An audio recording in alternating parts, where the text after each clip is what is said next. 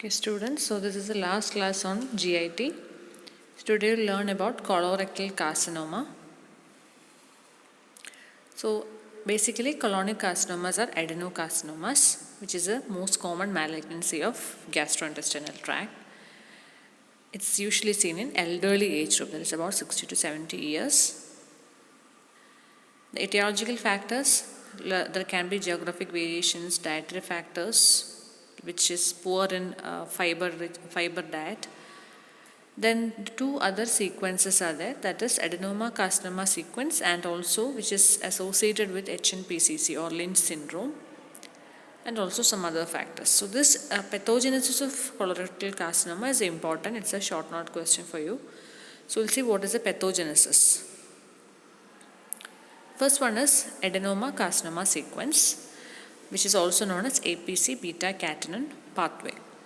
Okay, so here you can see in this diagram, this diagram is taken from Robbins. You can see normal colonic mucosa with mucosa, submucosa, muscularis propria and all. So when what happens, you have the first hit in the APC gene. Okay, the APC gene, which is a tumor suppressor gene. Okay, so the first mutation happens. It can be either a germline mutation or a somatic mutation, and that mucosa will turn into a mucosa at risk, that is an at risk mucosa. Okay, and this mucosa at risk will get again the second hit of mutation. So this time what happens, this leads to development of certain small benign tumors which are known as adenomas. Okay, that is adenomas, tubular adenoma, it can be tubulovillous adenomas, etc.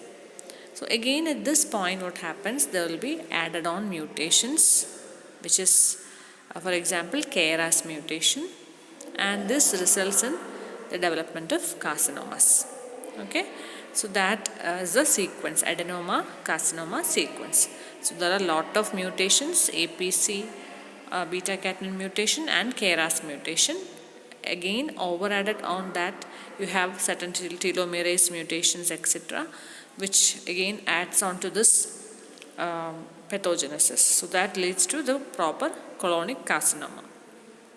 Okay, so the second pathway is a microsatellite instability pathway, where again you have a normal colon where you have mutation of the mismatch repair genes, that is MMR genes.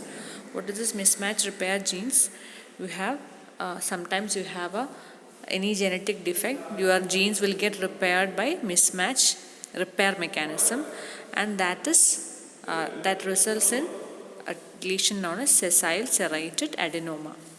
Okay, sessile serrated adenoma, which leads to carcinoma later when there are accumulated mutations over that, like TGFR beta mutations, BAX, BRAF, everything.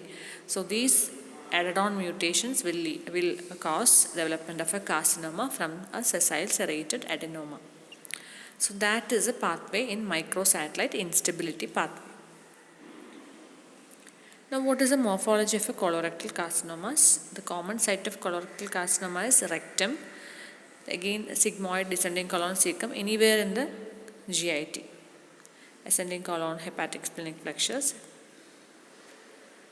Now what is the gross feature? You can see right-sided growth as well as left-sided growth. Right side means basically that is a ascending colon. It's there in your right side, and the left side is the descending colon. So the right side growth are large, which is cauliflower-like soft friable masses which projects into the lumen. Okay, so that is a fungating polypoid carcinoma. So you can see here, this is a right-sided growth which is large cauliflower-like mass. Okay, that is a common presentation of a right-sided colonic carcinoma. Whereas left-sided growth, they are more napkin ring type configuration. Okay, that is napkin ring like configuration with central ulceration. See here you can see that is a stricture forming lesion, stricture forming thickening over the mucosa. Okay, so that is a type of gross feature you see in a left-sided colorectal carcinomas. Okay, so what happens if there is a stricture? You have obstruction. Okay, And microscopically, all these right-sided and left-sided growths are the same. So they are nothing but adenocarcinoma. So here you can see atypical glands which are lined by atypical cells with large vesicular nucleus with moderate to marked pleomorphism, atypia, prominent nucleoli, all the features of malignancy.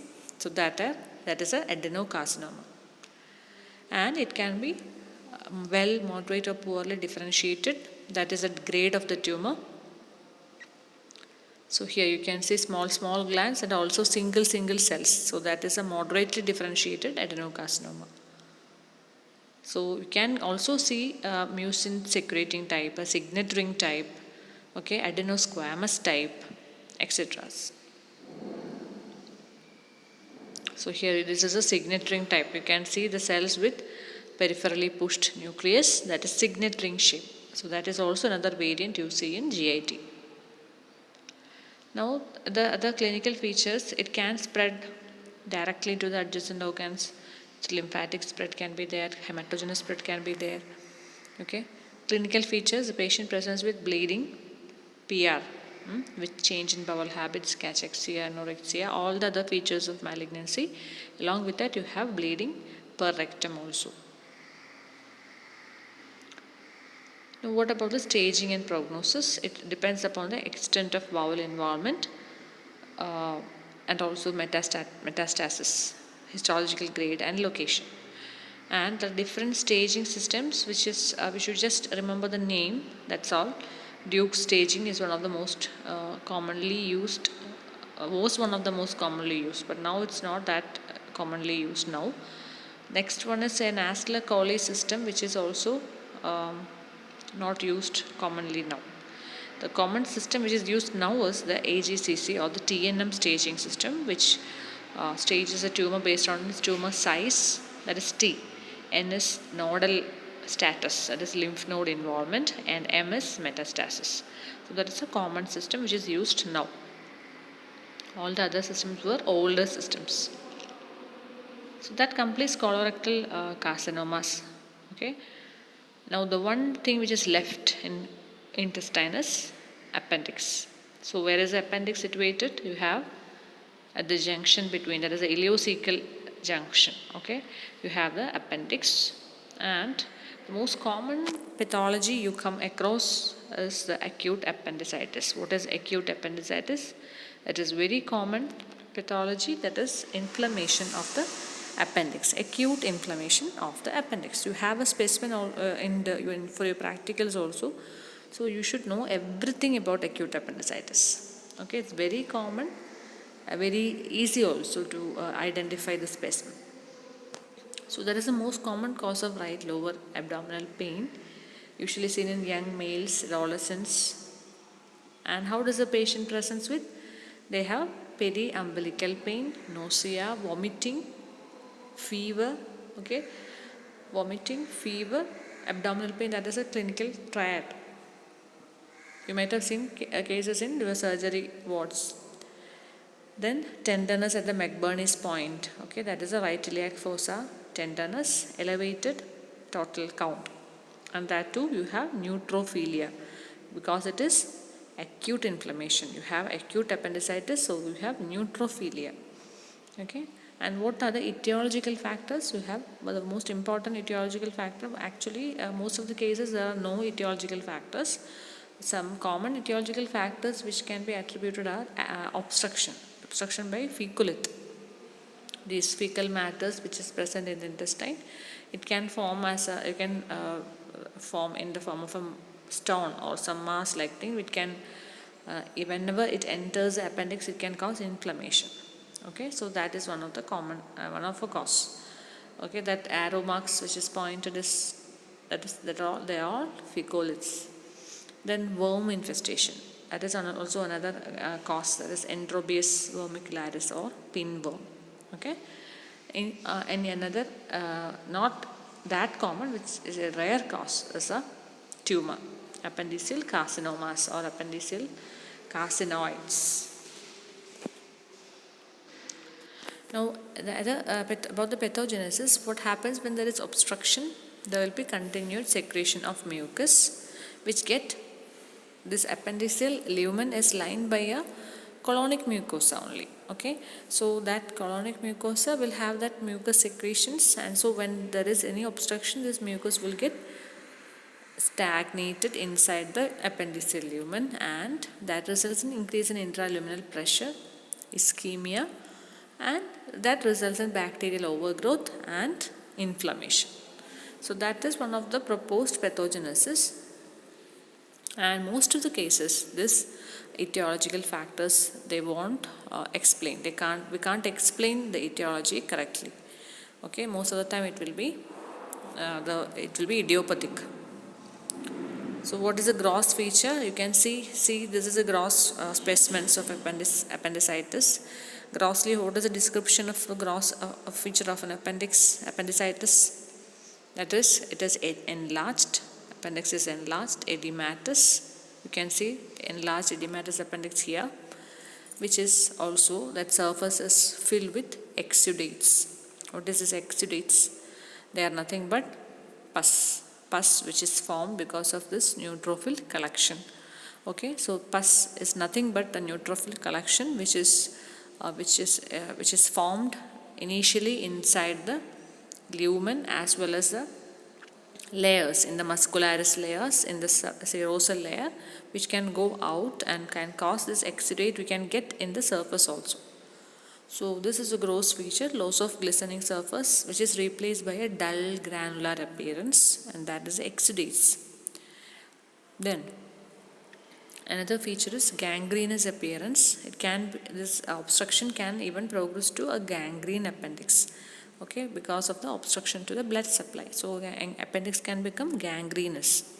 Then another complication is an abscess formation. So if there is an abscess, you can also see that abscess or appendicular mass over the surface of the appendix. You can see the multiple adhesions, okay, everything around the appendix, and the appendix size also will be increased.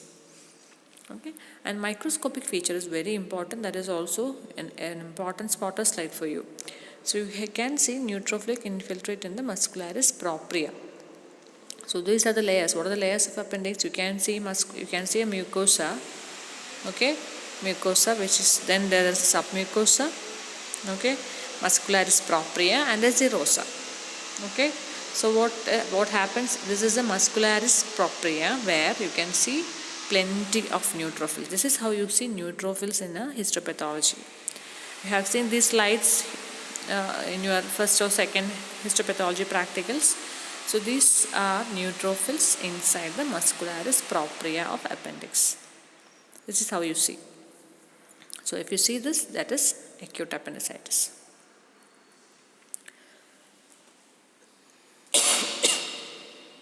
Now the complications of acute appendicitis are perforation, abscess formation. It can even perforate, and it can result in an abscess formation, a localized collection of pus.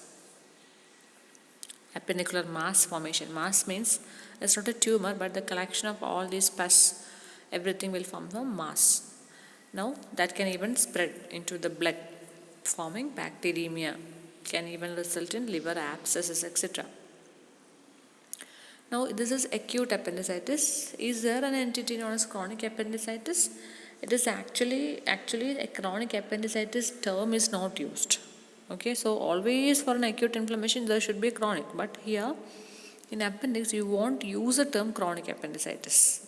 Okay, only that implicates that there can be a possible repeated attacks of acute appendicitis. The patient might have unnoticed that, so that results in a chronic form, but usually the term chronic appendicitis is not used. Now what are the tumors of appendix? In appendix you can get different types of tumors, but the most common tumor is a carcinoid. What is this carcinoid? You have learned this term in any other system. You have seen this in lung, in bronchus. You can get a bronchial carcinoid. That is also another common site of this carcinoid. What is this carcinoid? What type of tumor is that?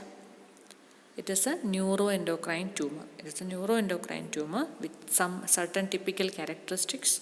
So in appendix you have this most common tumor, that is a carcinoid. And the most common site of appendiceal carcinoid is the tip of the appendix, that is a distal part. Okay.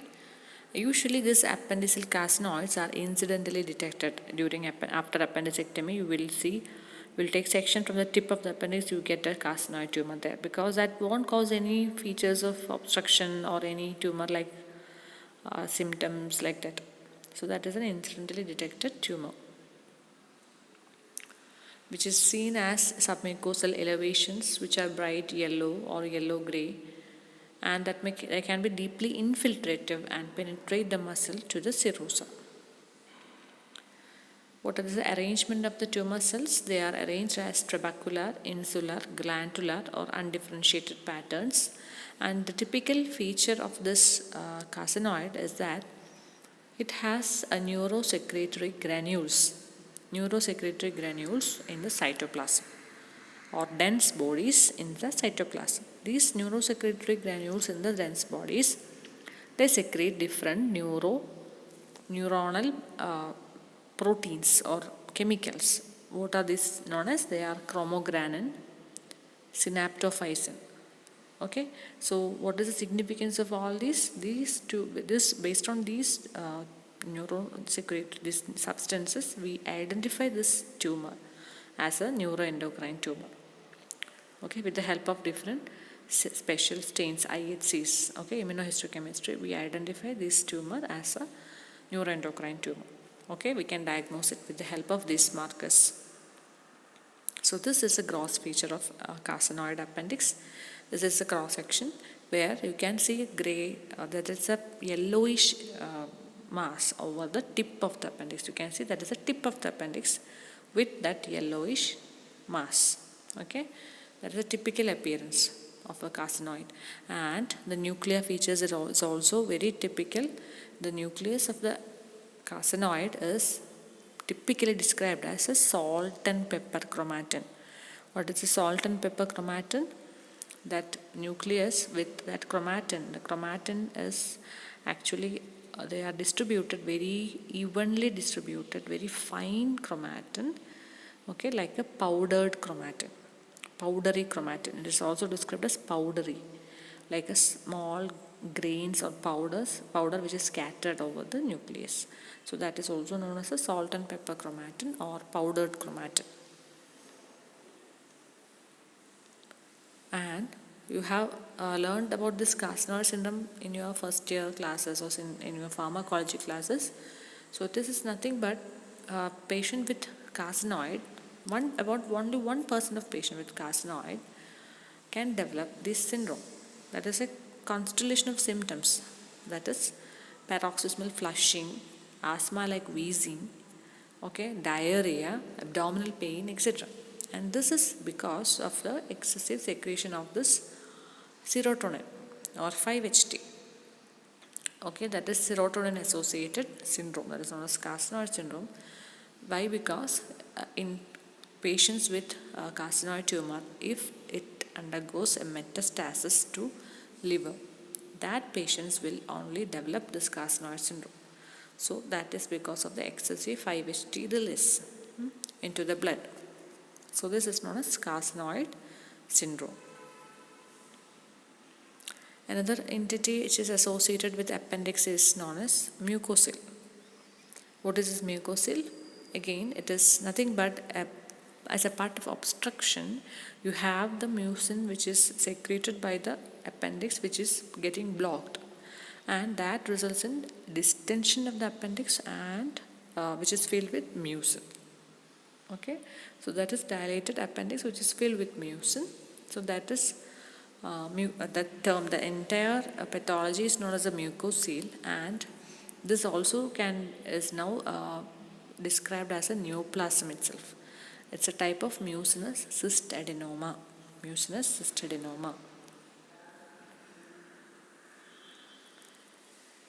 Which is where else you heard this mucinous cyst adenoma?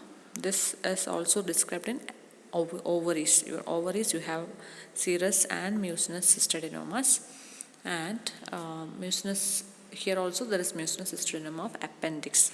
There can be a mucinous cystadenocarcinoma also if that is turning into a malignant variant. Malignant counterpart is known as mucinous cystadenocarcinoma. Okay, so this again it is characterized by atypical glands filled with mucin, which can be lined by mucinous cells. Another entity is known that is associated as pseudomyxoma peritoni. What is that? They are semi-solid tenacious mucin which is filling the entire abdomen. So some patients will have their entire abdomen filled with mucin. So what is the cause of that? It is seen in appendiceal ovarian mucinous adenocarcinomas, and that is usually associated with this adenocarcinomas. Why? Because in mucinous adenocarcinoma there will be extravasation of this mucin into the abdominal cavity, and that is associated with both this appendiceal and ovarian adenocarcinomas. That is a histological picture. You have large areas of mucin, that is blue material which is lying in the abdominal cavity. All those are mucin, and that is as a part of this adenocarcinomas of either appendix or ovaries. So it can be asked, I think this asked as a short note sometime last year or 2 years back. It was asked as a short note, this pseudomyxoma peritoni. So it is nothing but this mucin pools inside the abdominal cavity in the setting of a mucinous adenocarcinoma of ovary or appendix. Okay, so that completes your gastrointestinal system. So we'll start with any other new system later. So learn well. The entire gastrointestinal system is very important. We'll have a test paper also in the coming week. Okay, thank you.